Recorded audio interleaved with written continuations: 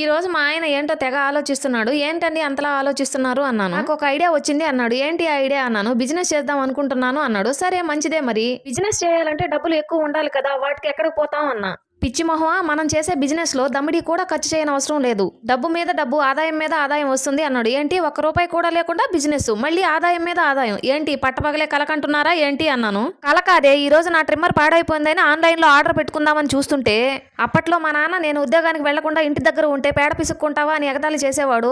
ఆ రోజు అది ఎగతాళి అయినా అదే మాట కాసులు తెచ్చి పెడుతుందే అన్నాడు. మామయ్య అన్నదానికి మీరు చెప్పిన దానికి ఏమైనా సంబంధం ఉందా అన్నాను. ఉందే, ఇదిగో ఫోన్ లో చూడు. ఒక్క పిడక 90 రూపాయలంట. మనం రోజుకి 20 పిడకల చొప్పున తయారు చేస్తే నెలకు దగ్గర దాపు 55,000 రూపాయలు వస్తాయి. అందులో మన ఇంట్లో 4 బర్రెలు, ఊర్లో గేదెలను మేతకు విప్పినప్పుడు ఇదిగో ఇదే అసలైనది, ముఖ్యమైనది. వాటి వెనక వెళ్ళి నువ్వు పెద్ద బుట్ట తీసుకుని పేడ తీసుకురావడమే అంతే. పేడ తేవడం, పిడకల గోడ కొట్టడం, ఎండబెట్టడం, ఆన్లైన్ లో పెట్టడం, ఇంకా డబ్బులే డబ్బులు. ఎలా ఉంది పిడకల బిజినెస్ అన్నాడు.